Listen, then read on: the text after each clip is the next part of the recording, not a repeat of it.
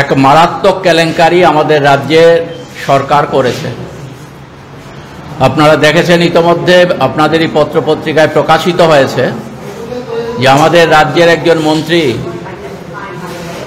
তিনি চা বাগানের ম্যানেজারকে চিঠি দিয়ে বাগানের জায়গা দিয়ে দেওয়ার জন্যে বলেছেন। আমাদের দেশে প্ল্যান্টেশন লেবার অ্যাক্ট বলে যে আইন আছে, সে আইনে চা বাগানের জমি কেউ নিতে পারে না। একমাত্র জাতীয় স্বার্থে যদি কোনো কাজ হয় এবং সেটাও ডিএম বিশেষভাবে উদ্যোগ গ্রহণ করে এই জমি নেওয়ার কাজটা করতে পারেন, তাও যদি খালি জায়গা থাকে। কিন্তু দেখা গেল এই সমস্ত কিছুকে লঙ্ঘন করে এখানে মন্ত্রীর, আমরা বলবো যেহেতু মন্ত্রী চিঠি দেওয়ার পরেই এই বাগানের জায়গা দখলের কাজ শুরু হয়েছে, বাগানের চা গাছগুলো তুলে দেওয়া হয়েছে, তাতে কোনো না কোনোভাবে এই মন্ত্রীর সেখানে সহযোগিতা আছে বলেই আমাদের মনে হয় এবং আলোচনা হয়েছে। তার পরিপ্রেক্ষিতে সারা রাজ্যেই আজকে চা বাগানের জায়গা দখল করার একটা প্রক্রিয়া এই সরকারের দিক থেকে শুরু হয়েছে। সরকারের যারা হোমরা চোমরারা আছেন তাদের পরোক্ষ সেখানে সাহায্যেই কাজটা শুরু হয়েছে। তার প্রতিবাদে আমরা আগামী 1 জুলাই এই জগন্নাথপুর ছাড়াও মোহনপুরও এরকম ঘটনা ঘটেছে, আরও কিছু কিছু চা বাগানে এই সমস্ত ঘটনা ঘটছে। তার প্রতিবাদে আগামী 1 জুলাই আমরা সারা রাজ্যেই চা বাগানের সমস্যা নিয়ে আমরা শ্রম দপ্তরে গণডেপুটেশন সংগঠিত করব আগরতলায়, এবং রাজ্যের অন্যান্য মহকুমাগুলোতেও যেখানে চা বাগান আমাদের আছে সেখানে কোথাও অবস্থান হবে, কোথাও ডেপুটেশন হবে। যে সমস্ত মহকুমাগুলোতে চা বাগান নেই সেই সমস্ত মহকুমা থেকেও চিফ সেক্রেটারিকে অ্যাড্রেস করে মহকুমা শাসকের মারফতে ডেপুটেশন প্রদান করা হবে, যাতে অবিলম্বে এই বেআইনি কাজ বন্ধ করার জন্যে রাজ্য সরকার ব্যবস্থা গ্রহণ করে 1 জুলাই এই কর্মসূচি আমরা গ্রহণ করেছি। আগামী 4 জুলাই পরিবহন ক্ষেত্রের শ্রমিকদের যে সমস্যা আছে, আমাদের পরিবহন ক্ষেত্রের শ্রমিকদের উপর দেখেছেন ইতোমধ্যে একটা দানবীয় আইন চাপিয়ে দেওয়ার চেষ্টা করা হয়েছে এবং তার পাশাপাশি তাদের উপরে এরকম ধরনের হেনস্থা করা হচ্ছে, যার ফলে পরিবহন ক্ষেত্রের শ্রমিকরা মারাত্মকভাবে ক্ষতিগ্রস্ত হচ্ছেন। তারই প্রতিবাদে রাজ্য কেন্দ্রে সারা রাজ্য থেকে শ্রমিকরা আসবেন পরিবহন ক্ষেত্রে। তারা আগামী 4 জুলাই মোটর স্ট্যান্ডে জড়ো হয়ে পরিবহন এর সাথে যুক্ত আমাদের যে অফিস আছে এই বিবেকানন্দ ময়দানের উত্তর দিকে, সেখানে তারা গণডেপুটেশন সংগঠিত করবেন। এরপর আমরা সারা দেশে শ্রমজীবী মানুষের উপর নরেন্দ্র মোদী সরকার ছোট হয়ে গেছে, আপনারা সবাই জানেন, এটা মানুষ ছেটে ফেলেছে অনেকটাই, কিন্তু এখনো ঝাপটা দেওয়ার চেষ্টা করছে। মানুষের ক্ষতি করার জন্য এই সরকার 100 দিনের একটা পরিকল্পনা গ্রহণ করেছে ইতোমধ্যে, এবং সেই পরিকল্পনার মধ্যেই যে শ্রম কোডকে পাস হওয়ার পরও, আইনে রূপান্তরিত হওয়ার পরও কার্যকর করতে সাহস পায়নি, তারা নতুন করে তা কার্যকর করার জন্য উদ্যোগ গ্রহণ করেছে। ইতোমধ্যে আমাদের এমপ্লয়িজ প্রভিডেন্ট ফান্ড এবং অন্যান্য প্রভিডেন্ট ফান্ডের ক্ষেত্রে যে টাকা পয়সা জমা রাখার কথা মালিকদের দিক থেকে, এই জায়গাতে মালিকরা টাকা পয়সা সময় মতো না দিলে পর তাদের উপর একটা ফাইন করার ব্যবস্থা ছিল, সেটা কমিয়ে দেওয়া হয়েছে, যাতে মালিকদের সুবিধা করে দেওয়া হয়েছে। মালিকরা যখন খুশি টাকা দেবেন, যখন খুশি দেবেন না, এটা মালিকদের স্বার্থে, শ্রমিকদের স্বার্থে না। নরেন্দ্র মোদী সরকার উদ্যোগ গ্রহণ করেছে এবং সারা দেশে আমাদের রাষ্ট্রায়ত্ত যা কিছু সম্পদ গত 75 বছর ধরে তৈরি হয়েছিল আমাদের দেশে, যা জনগণের সেবা করত, সেই রাষ্ট্রায়ত্ত সম্পদগুলো মোদী সরকার এসে একের পর এক বিক্রি করে দেওয়ার জন্যে একটা বিশেষ পরিকল্পনা তারা গ্রহণ করেছিল, ন্যাশনাল মনিটাইজেশন পাইপলাইন, এবং এটাকে আরও ব্যাপকভাবে কার্যকর করার জন্যে সমস্ত রাষ্ট্রায়ত্ত ক্ষেত্রগুলো বেসরকারি হাতে তুলে দেবার জন্যে একটার পর একটা পরিকল্পনা বিভিন্ন দপ্তরগুলো গ্রহণ করেছে। এই দাবিগুলো যেমন আছে, তার পাশাপাশি আমাদের রাজ্যে দেখছি যে এখানে কর্মসংস্থানের কোনো ব্যবস্থা নেই। বেকারদের জন্য কর্মসংস্থানের কোনো ব্যবস্থা নেই। কর্মসংস্থানের জন্য মাঝে মাঝে কিছু নির্বাচনের আগে মানুষকে ভোলাবার জন্যে, প্রতারণা করার জন্য মানুষের সাথে এই সরকার, বিজেপি সরকার, তারা বিভিন্ন সময়ে ইন্টারভিউ ব্যবস্থা করে, আবার নির্বাচন চলে গেলে সেই ইন্টারভিউগুলো বাতিল করে দেয়। ইতোমধ্যে বহু দপ্তরে ইন্টারভিউ নেওয়ার পরও বিভিন্ন জায়গাতে সেগুলো বাতিল করা হয়েছে এবং নতুন করে কোনো কর্মসংস্থানের ব্যবস্থা এই সরকার করছে না। অল্প কিছু মাঝে মাঝে আউটসোর্সিংয়ের মধ্য দিয়ে বাইরের লোকজনদের কাজের ব্যবস্থা করছে। আমাদের রাজ্যের বেকাররা তাতে ক্ষতিগ্রস্ত হচ্ছেন, বঞ্চিত হচ্ছেন। এই দাবি সহ আরও অন্যান্য দাবি আমাদের আছে। এই দাবিগুলো নিয়ে আমরা আগামী 10ই জুলাই সারা দেশের সাথে আমাদের ত্রিপুরা রাজ্য, আমাদের সারা দেশের দাবি এবং রাজ্যের দাবিগুলো, আমাদের ICDS ওয়ার্কার যারা আছেন, আশা ওয়ার্কার যারা আছেন, অঙ্গনওয়াড়ি, সেখানে মিড ডে মিল ওয়ার্কাররা আছেন, আমাদের পাম্প অপারেটররা আছেন, 3 মাস থেকে 5 মাস 6 মাস হয়ে গেছে তারা মজুরি পাচ্ছেন না। এই সমস্ত দাবিগুলো নিয়ে আমরা, এবং সর্বস্তরে আপনারা দেখছেন এই সরকারটা দুর্নীতির উপর বসে আছে। একেবারে উপরের স্তর থেকে নিচ স্তর পর্যন্ত শুধুই মাত্র টাকা পয়সার লেনদেনের জন্যই এই সরকারটা যেন আছে, জনগণের জন্য কাজ করবার জন্য এই সরকার না। এটা জনগণের মধ্যে আজকে এই বিশ্বাস ধীরে ধীরে তৈরি হচ্ছে। এই জায়গায় দাঁড়িয়ে এই সমস্ত কিছুরই প্রতিবাদে আগামী 10ই জুলাই দেশব্যাপী CI2 দাবি দিবস পালনের ডাক দিয়েছে। আমরা ত্রিপুরা রাজ্যে সর্বত্র প্রতিটি মহকুমায় আমরা এই বিজেপি সরকারের, একদিকে কেন্দ্রীয় সরকার, অপরদিকে রাজ্য সরকারের এই জনবিরোধী ভূমিকার প্রতিবাদে আমরা কর্মসূচি গ্রহণ করেছি। আমরা আশা করব এক্ষেত্রে আপনারা আমাদের সাহায্য সহযোগিতার হাত প্রসারিত করবেন। CI2 সেক্রেটারি আপনাদের সামনে কিছু বিষয় তুলে ধরেছেন। ইলেকশন হয়ে গেছে,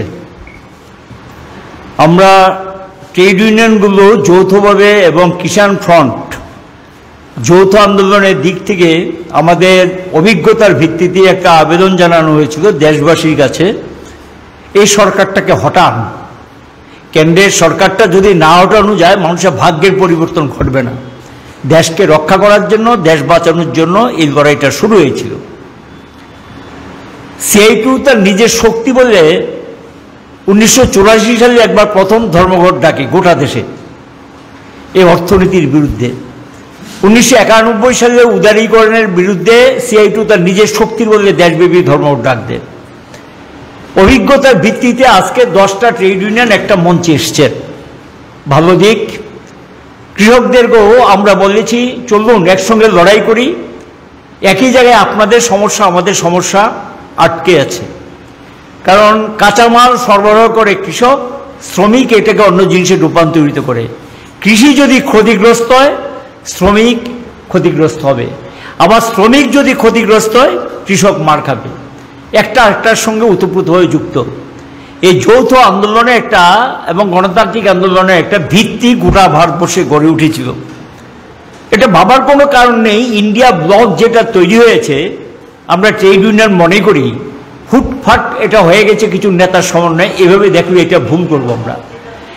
এই যে নিচতলা থেকে দেশব্যাপী যে গত কয়েক বছর যাবৎ লড়াই চলছে, দিল্লির সমাবেশ, কৃষকদের আন্দোলন, শ্রমিকদের ধর্মঘট, ট্রেড ভিত্তিক ধর্মঘট, বেশ কয়েকটা ভারত বন্ধ এবং বহু ধরনের লড়াই, এই লড়াইগুলোর মধ্য দিয়েই রাজনৈতিক দলগুলো তারা একটা অবস্থানে এসছে যে গণতন্ত্র পুনরুদ্ধার করো, দেশের উদারবাদী অর্থনীতিকে আটকানোর জন্য একটা পরিবর্তন দরকার।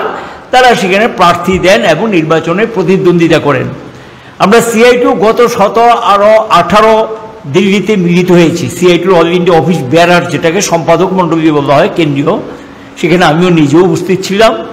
এই মিটিং আমরা বিস্তারিত আলোচনা করি। আমরা মনে করি যে এটা একটা ওয়ান স্টেপ ফরওয়ার্ড, অর্থাৎ এই যে আন্দোলনটা হলো দেশব্যাপী, এই আন্দোলনের এক কদম আমরা এগিয়ে গেছি। বিজেপি যে শক্তিটা ছিল, তারা এককভাবে যে নিরঙ্কুশ সংখ্যাগরিষ্ঠতার আহ্বান জানিয়েছিলেন সেটা হয়নি, এবং তারা সংগতভাবে 400 আসন যে স্লোগান দিয়েছিলেন এটাও হয়নি।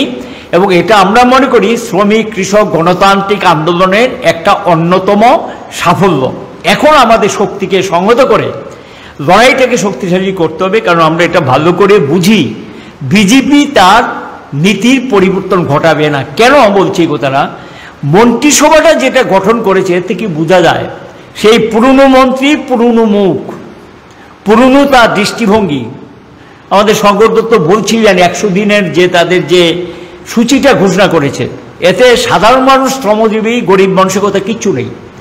মূলত সেখানে নয়া উদারবাদী অর্থনীতি যেটা দেশকে সর্বনাশ করেছে, মানুষকে সর্বনাশ করেছে, মানুষকে ভিখারিতে পরিণত করেছে, বিশাল বেকার সমস্যা তৈরি করেছে, গোটা দেশে অর্থনীতি বিপন্ন। এবং আপনারা জানেন কি না, আমাদের দেশে ফরেন ডাইরেক্ট ইনভেস্টমেন্ট উঠে যাচ্ছে, বিরাট পরিমাণ টাকা এখান থেকে তুলে নিয়ে যাচ্ছেন। অর্থনীতি তো এমনিতেই খুব পঙ্গু অবস্থা, তার মধ্যে অর্থনীতি আরো বড় হয়ে গেছে। এখান থেকে ইনভেস্টররাই ইনভেস্টমেন্ট তুলে নিয়ে যাচ্ছে। কারণটা কি? কাটতি নেই। কেন কাটতি নেই? মানুষের পয়সা নেই হাতে। পয়সা নেই কেন? আয় নেই, উপার্জন নেই, রোজগার নেই। তা প্রতিফলন গিয়ে বাজারে পড়েছে, কৃষক এবং শ্রমজীবীরা সেখানে মারাত্মকভাবে ক্ষতিগ্রস্ত। আমরা মনে করি নয়া উদারবাদী অর্থনীতিকে তারা আবার নতুনভাবে লাগু করার চেষ্টা করছেন। এবং ইতিমধ্যে এই যে বলছিলেন আমাদের শঙ্করবাবু, যেটা সিরিয়াস ঘটনা, আর এই অদ্ভুত ঘটনা, এটা রিজার্ভ ব্যাংকের আন্ডারে একটা পরিষদ আছে, ওসি পরিষদ বলা হয় এটাকে। এটা সাধারণত প্রভিডেন্ট ফান্ডে যে লক্ষ লক্ষ কোটি টাকা এটাকে কন্ট্রোল করে, এটাকে কিছু করতে গেলে ওসি পরিষদে মিটিং করতে হয়। এখানে ওসি পরিষদে মিটিং করলেন না, কোথাও কোনো স্তরে সিদ্ধান্ত হলো না। অ্যাকচুয়ালি ইন্টারেস্টটা ছিল 15 থেকে 20%, অর্থাৎ শ্রমিক থেকে যে টাকাটা বেতন থেকে কেটে নেওয়া হয় প্রভিডেন্ট ফান্ডের, মালিকের যে অংশটা দেয়, এটা ওই মাসেরটা যদি ওই মাসে জমা না দেয় টাকাটা তোলার পর, তাহলে তাকে সেখানে মিনিমাম 15% থেকে শুরু হয়, এটা 20% পর্যন্ত পেনাল্টি অর্থাৎ জরিমানা দিতে হয়। এবং এখানে দেখা গেল লক্ষ কোটি টাকা এই ধরনের জরিমানা আদায় হয়নি। এখন সেখানে তাদেরকে সম্ভবত নির্বাচনে তাদেরকে সাহায্য করেছে কিনা এটা তারা বলতে পারবেন, তো আমাদের সন্দেহ হচ্ছে। এবং তাদের কাছে বোধ কোনো প্রতিশ্রুতি দিচ্ছিল, এটাকে পূরণ করার জন্য পার্লামেন্টে গেলেন না, ওসি পরিষদে মিটিং করলেন না, ক্যাবিনেটে মিটিং হয়েছে কিনা জনগণ জানে না। সেখানে একটা অ্যাডমিনিস্ট্রেটিভ অর্ডার দিয়ে এটাকে করে দিয়েছেন 1% থেকে এটা সর্বোচ্চ 12% পর্যন্ত নিতে পারবে। এখানে বিরাট অঙ্কের টাকা এদিক সেদিক হয়ে গেছে। এর থেকে শুরু হয় তাদের শুরুয়াতটা কিভাবে হয়েছে। কাজে এই কারণে আমরা বলছি যে এদের বিরুদ্ধে লড়াইটাকে শক্তিশালী করতে হবে। এবং এখানে দেখা যাচ্ছে যে ন্যাশনাল মনিটাইজেশন পাইপলাইন যেটা, এটাতে গিয়ে তারা এখন ডিসিশন অলরেডি নিয়ে নিয়েছেন। তাদের বাজেটে এখন খারাপ অবস্থা, বাজেটে সেখানে অর্থের যোগান দেওয়ার জন্য জাতীয় সড়ক, টেলিকম, ডক, পোর্ট এগুলোকে আর মাইন মানে যে সমস্ত খনিজ সম্পদগুলো আছে এই ক্ষেত্রটাকে বিক্রি করার জন্য পাইপলাইনে লিজ, কোথাও লিজের নামে টাকা নেবে, কোথাও সেখানে বিক্রি করার নামে অর্থ সংগ্রহ করার জন্য বাজেটের ঘাটতি পূরণ করার জন্য সিদ্ধান্ত নিয়ে তারা অলরেডি প্রসেস শুরু করে দিয়েছেন। এবং এখানে আমরা লক্ষ্য করলাম এই বিষয়গুলিকে কেন্দ্র করে আমরা মনে করি শ্রমজীবীরা চুপ করে বসে থাকলে হবে না। সরকারে তারা এসছে, কিন্তু এটা এমন না যে সরকার এসছে বলেই তারা তাদের নীতির পরিবর্তন ঘটাবে। আমরা মনে করি কারো কারো ধারণা হতে পারে যে মাত্র সরকার এসছে এখনই রাস্তায় নেমে গেলেন, এটা কেমন কথা? বাধ্য, কি করা যাবে? এরা তো অলরেডি আক্রমণ শুরু করে দিয়েছেন। আমরা কি করবো বলুন তো? স্বাভাবিক কারণে রাস্তায় নামা ছাড়া কোনো বিকল্প নেই। এই কারণে 10ই জুলাই অল ইন্ডিয়ার ডিমান্ডে করা হয়েছে। সেখানে আমরা পরিষ্কার বলেছি যে 4টা শ্রম কোড লাগু করা যাবে না, অ্যাডমিনিস্ট্রেটিভ অর্ডার বের করার জন্য রেডি হয়ে গেছেন। আমরা বলছি নো, এটা আটকাও যে কোনো মূল্যে। দ্বিতীয় 26,000 টাকা, যে কোনো ক্ষেত্রে যে কোনো লোক কাজ করে তাকে 26,000 টাকার নিচে মজুরি দেওয়া যাবে না। তৃতীয় যেটা এবার মিটিংয়ে সাংঘাতিকভাবে এসছে, state government, central government, public sector undertaking, বেসরকারি সমস্ত ক্ষেত্রে কন্ট্রাকচুয়াল আর আউটসোর্সিং। কি তাদের বেতন, কোথায় তাদের ছুটি ছাটা, কোথায় তাদের প্রভিডেন্ট ফান্ড, কি তাদের এই মেডিকেল ফেসিলিটি, কিচ্ছু নেই। যা খুশি তা করছে। ঘন্টা নেই, 12 ঘন্টা 16 ঘন্টা পর্যন্ত কাজ করায়। কোনো কোনো রাজ্য সরকার সেগুলিকে মদত দিচ্ছেন, সাহায্য করছেন। এই অবস্থা চলতে দেওয়া যায় না। আমরা সেখানে বলেছি যে না, এটার বিরুদ্ধে রুখে দাঁড়াতে হবে এবং কন্ট্রাকচুয়াল ওয়ার্কার যারা যে স্তরেই হোক 26,000 টাকার নিচে কাউকে কোনো টাকা দেওয়া যাবে না। আর সমকাজে সুপ্রিম কোর্টের রায়, সমকাজে সমমজুরি দিতে হবে। তিনি যেই কাজই করুক, একটা রেগুলার এমপ্লয়ি, পার্মানেন্ট এমপ্লয়ি যেই সুযোগটা পায়, যে বেনিফিটটা পায়, যেহেতু সমপরিমাণ কাজ তিনি করছেন, তাকে সমপরিমাণ বেতন দিতে হবে। এটা সুপ্রিম কোর্টের রায়, এবং এই রায় অনুযায়ী কেন্দ্রীয় সরকারকে পদক্ষেপ গ্রহণ করে এখানে কার্যকরী ভূমিকা নিতে হবে। এটা আমরা আমাদের দিক থেকে বলেছি। এখানে প্রশ্ন এসছে যে আপনারা জানেন যে অঙ্গনারী এরা গোটা দেশে লড়াই করছে, কোনো কোনো দেশে দারুণ বেতন বাড়িয়ে নিয়েছেন। আমরা বলছি গোটা দেশে ভারতবর্ষে এখন যা পায় এটাকে যে যাই পাক, যে স্টেটই যা পাক, এটা মিনিমাম 26,000 টাকা করতে হবে অঙ্গনারীদের। পাম্প অপারেটর থেকে আরম্ভ করে এরকম চুক্তিবদ্ধ প্রথায় যারা কাজ করেন তাদের নিয়মিত স্কেল না দিতে পারলেও ইমিডিয়েটলি কেন্দ্রীয় সরকারকে পার্লামেন্টে বিল এনে একটা আইন তৈরি করো যে 26,000 টাকার নিচে কাউকে মজুরি দেওয়া যাবে না। এই আইনটা পাস করানোর জন্য আমরা এই দাবিটা সামনে রেখে আন্দোলনের সূচি আমরা নিয়েছি। পেনশন, কি পেনশন? যাওয়ার পর কোথাও 1,000, কোথাও 1200 টাকা পেনশন, চলবে পরিবার? আমরা বলেছি যে আনঅর্গানাইজ সেক্টর যারা, সেখানে 9,000 টাকা মিনিমাম পেনশন দিতে হবে মাসে, যে স্তরেই হোক, যে কোনো ওয়ার্কার হোক, সরকারি, আধা সরকারি, বেসরকারি, 9,000 টাকার নিচে কোনো পেনশন কাউকে দেওয়া যাবে না, পরিষ্কার। এই ডিমান্ডটা অলরেডি সেন্ট্রাল গভর্নমেন্ট একটা সময় এটা এগ্রিও করেছিলেন, কোনো পদক্ষেপ তারা নিলেন না। সেখানে আমরা বলছি 9,000 টাকা তাকে ন্যূনতম পেনশনের দায়িত্ব সেখানে গ্রহণ করতে হবে, তাদের সামাজিক নিরাপত্তার দায়িত্ব নিতে হবে। আমাদের রাজ্যে অঙ্গনারী ওয়ার্কারদের গ্র্যাচুইটি বিষয়টা এখন তারা কোনো পদক্ষেপ নেয়নি।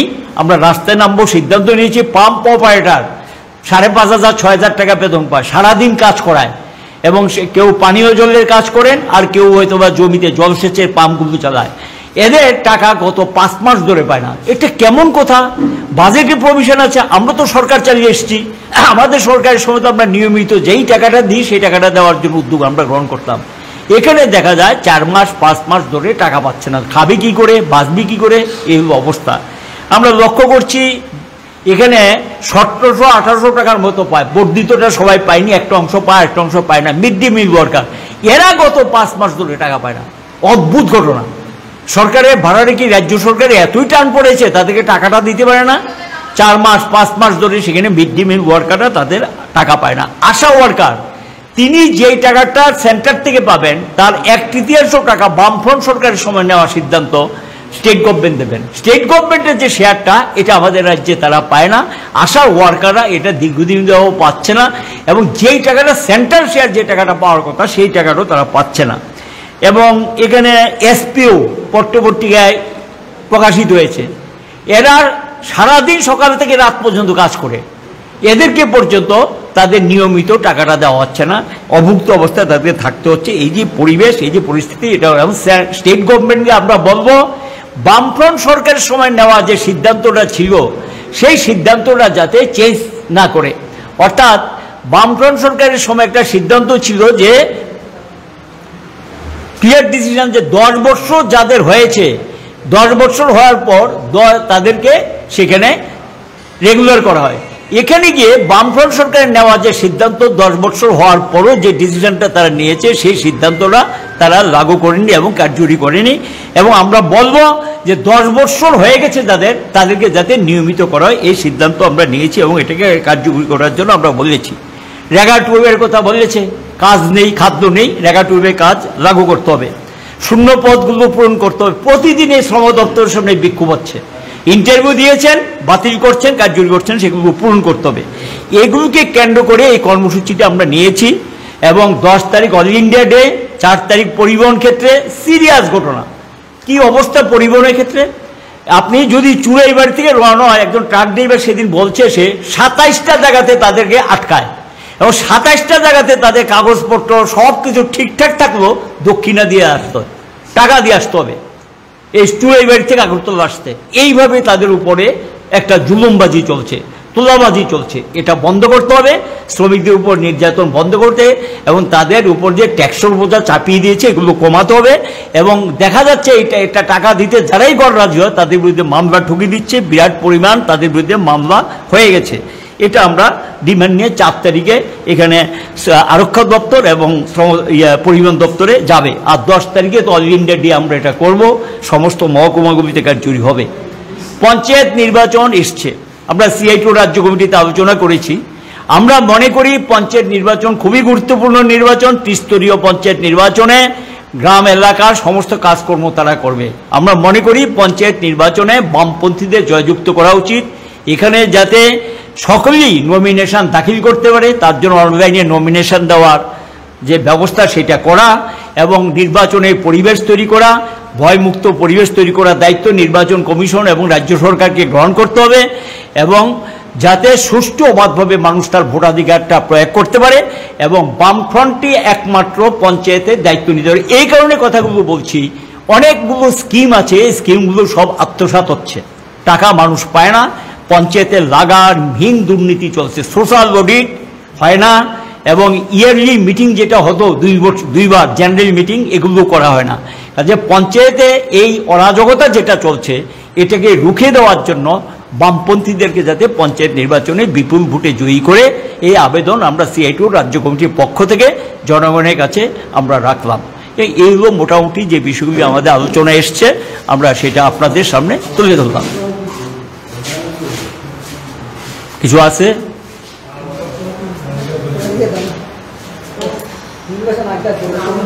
হ্যাঁ,